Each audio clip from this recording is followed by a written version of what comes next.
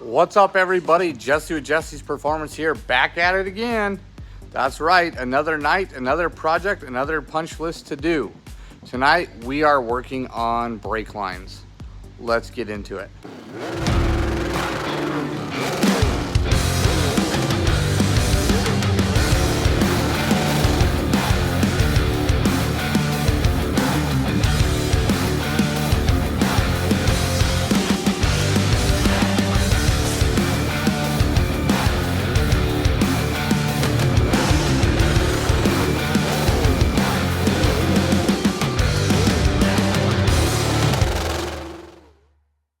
Okay, so brake lines can be very intimidating. There's a lot of ways to do it, a lot of ways to skin this cat, and a lot of ways to mess it up and make them dangerous. So I'm going to show you guys a few tips and tricks while I'm building these lines of how I do it and why we do it, and this is just the way we do it. So let's look at our victim first here. 73 split bumper Camaro. This is a manual brake setup using a Wilwood proportioning valve, right? It's a nice little combination kit. This one's been on this car for a while, so let's use because it's used. We are hooking up 3 lines here. A front out, FO, another FO, front out, and then an RO, rear out. Okay, you guys see that okay? Okay. Many ways to do this, but at the end of the day, you need to get a line from here to the back of the car and a line from each of these ports to the front of the car on each side. How you do that is up to you, but this is how we do it. We use these nice little inverted flare, because this is a 3/8 inverted flare. So it's inverted flare to 3AN adapters. We use those. They're not cheap. It's like, I don't know, 10 bucks a pair or so. So they're not cheap, but it gives it a really cool look. It gives it a really safe finish. And it's just a good piece to use. So some cars you can just go to inlinetube.com and buy a pre-molded brake line, put it on, and if you don't have anything crazy or any crazy setup, you're good to go. Bleed the brakes, you're out the door. Well, obviously we don't do things like that. We make it harder on ourselves for whatever reason, but this one's got manual brakes, big Wilwoods on it, custom subframe, and we want to make these brake lines nice and tidy. So what we do is we contact them. We get this 3/16 stainless steel brake line, which has its pros and its cons. The pros are it's got a nice finish, it won't rust, it won't contaminate, it'll last a long time, very durable. Some of the cons are it's hard to work with. That's the biggest thing. It's hard to work with. It's hard to bend without kinking. We have special benders for that. I'll show you those in a minute. It's hard to flare unless you have a good flare tool, like the cheap $30 flare tools won't do it. It just doesn't grab the stainless well enough to hold it. But you know, we use it, we love it, it's good to go. We have used and still use on some cars some of the copper line. I like that a lot. The Nasrod has that. That stuff's good. It's easy to bend. You can hand bend it, make it look good. It's easy to flare because it's a softer metal. It kind of does change colors, not a big deal. I haven't had any failure with that. It just doesn't, it just looks like a cheaper product. And if you know you don't want the color of copper underneath your black car or whatever, which I don't know why you wouldn't, but you know, if you don't like the color copper underneath your car for whatever reason, then this is a much more neutral or alternative of a material. They also have an in-between material, like a mild steel material. I don't ever use that because it does like to get rusty and it does get gross, and it's just not a good piece. So we either go with copper on the cars that are quick and easy and you know, get them in and get them out, or the stainless line on the really nice high-end stuff. Both work well. You know, obviously, like I said, pros and cons of each. So this is a 25-foot roll. I think they sell it up to 100-foot rolls, you know, or more if you want. You know, and everyone's like, oh my gosh, it comes bent. You know, what do you do? It's all rolled up. Well, we went to Summit and we got ourselves a tubing straightener. I'll show you guys how that works. It's really trick. It's really cool. Simple science. So we use the tubing straightener to get the tubing straight, and then we bend it how we need to. It's real easy, doesn't kink, you know, no big deal. And then there are several different kinds of fittings that you can use doing this here. The good old traditional 3/8 inverted flare fitting that you just literally, you slide on, you give her a 45-degree flare, you screw it on and you go home. That's the easy way to do it. And what these are, basically, This is called a tube sleeve. This is a tube nut. Pretty easy two-part design. And then what I have here is I have this really handy, we got this from Vibrant also. It is a flaring tool. It's really nice. I'll show you guys how to use it. This one goes from 1/8 inch clear up to 3/4 inch. So you could do heater hoses and stuff with this if you wanted to. So I'll show you guys how to use that. I'm gonna get on the other camera. It's pretty easy stuff. Alrighty, so there's multiple ways to skin this cat like I talked about. Number one, this old method of these inverted flare ferrules. You thread in, no problem. You sight on the line, you flare the line, put this together, bleed the brakes, go home, done deal. What we found is when this here is pushing against that flare and tightening down, it buckles the line, it distorts the flare, it causes a leak, it makes it really hard to leak, or hard to seal, especially on stainless line. Took me a long time to figure it out, but I finally talked to someone that was smarter than me, and they introduced me to this kind of process. So it's the inverted flare adapter, which precisely machined, no issues, no nothing, big piece, you know what I'm saying, that'll tighten down good. Lots of thread engagement, no problem. And then what we use is what's a nut and sleeve, the nut and the sleeve, right? You put the nut on, you put the sleeve on, you do your flare. As you tighten this down, the nut will swivel and the flare can stay stationary, and it doesn't distort anything, it just tightens down nicely. So this method is probably, you're talking 10, 15, 16 bucks here, maybe $20 worth of materials here, where this is about 50 cents to $1 each. You buy them in bulk, right? So this is dramatically more expensive. But the one time you have to chase down a leak from this here, it'll make you want these. So we throw these to the side, those aren't any good for us. One thing you do need to know if you're doing AN flare stuff is you have to get the proper tool, the proper flaring tool.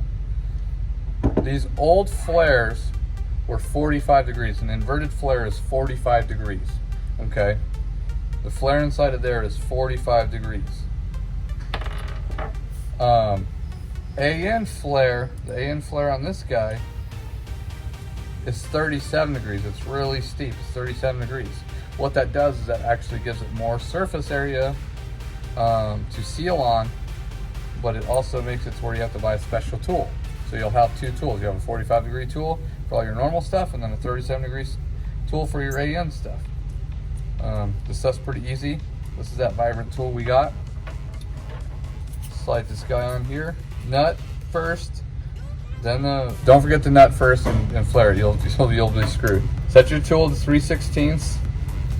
Back this guy out. Right, this is a nifty tool here. Okay. And you want about 3/16 sticking out. Get this bad boy tightened down. We got our 3/16 hanging out there. Just like that. You get you a big old flare. Backed up by the sleeve and the nut. And that'll tighten down on any number 3. Give you no leaks.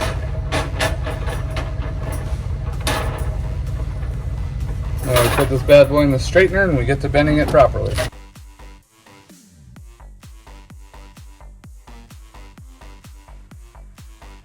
Alright, so now we are ready to bend our line. I got my fittings in here, they're all tight, done deal. I got my tubing bender, which is just, I think is a Blue Point unit. They sell these everywhere. They're nice pieces. What I do is I just kind of just set this kind of where that's going to be. It just sits in those snug really nice. It's really nice. This line here, my plan is to get it away from this guy. So I'll put a bend here. I'll probably come across this firewall and drop it down the frame. But I have to keep in mind I got to do that 3 times because these lines here I want to mimic also but I wanted to lay against the firewall and drop down again. So I just got to keep that in mind.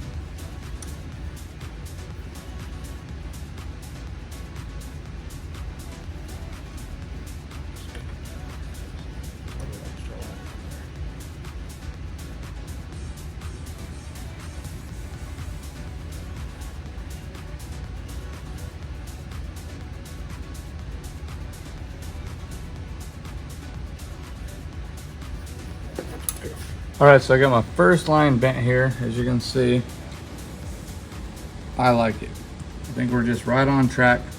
I'm gonna lift the car up and I'm gonna see what it looks like underneath. But I'm gonna get this line completely bent to the back, so I'm done with that one.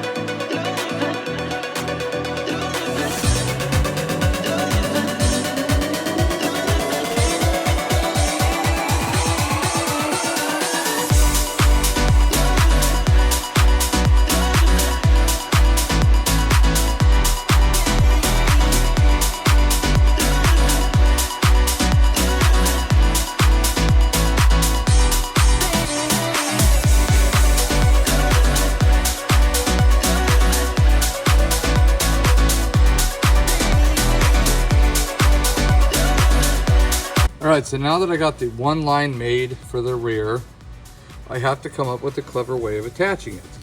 So what I've done is I've actually got a hold of Earl's, you know, Holly, our people, right? And I got these new clamps. I don't know if they're new to me, but they're a 2-piece aluminum unit. They're really cool. I use these on the Burn Bird. I like them. I got 3/16, I got 1/4, 5/16, 3/8, 1/2 inch, and 9/16. Those are the ones I got to try. Because they're for all hard lines. I'm gonna probably use them for some wiring stuff too, any of that kind of stuff. And they do come with Allen head screws and lock nuts.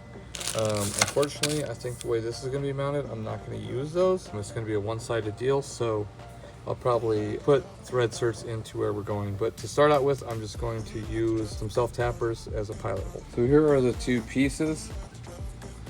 They're pretty cool. It actually has some sticky tape on the one. I think so when you clamp it along the line, you won't have to hold on to it and fumble it around. You can just stick it back together and drill your hole and do it to it. So I'm gonna get a couple of these mounted up on here on this car, and I'll show you guys what they look like.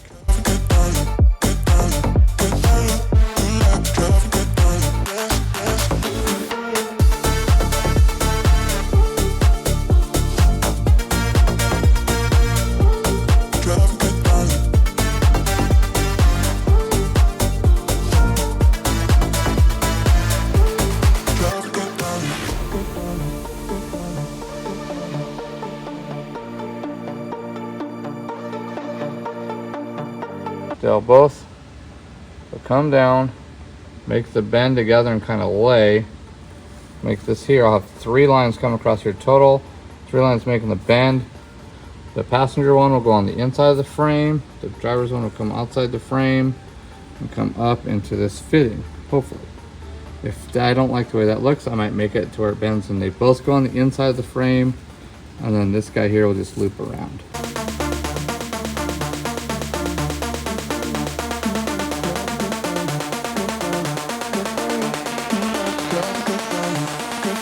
I got all of these guys all bent up here. I need to get another clamp for this guy. I'm gonna get some different clamps, but I got them all done. I'm really happy with them. Everything's gonna be nice out of the way. It's kind of challenging, but I got them. All right, y'all. That's it for this video. I hope that I was able to shed some insight on AN lines and doing hard line conversion brake lines. As you can see, the split bumper is off the rack. It is onto the fabrication side of the shop because I have a little bit of fabrication to finish up before I jump into the wiring. So don't forget to stay tuned for those videos. Also, don't forget to like, subscribe, ring the bell for notifications, any of that stuff you're supposed to do because your support means a lot to us. And do not forget to check out jessiestore.com for all of our merchandise and to check out what new products we're going to be listing for sale. Thank you guys so much. Till next time, have a good one.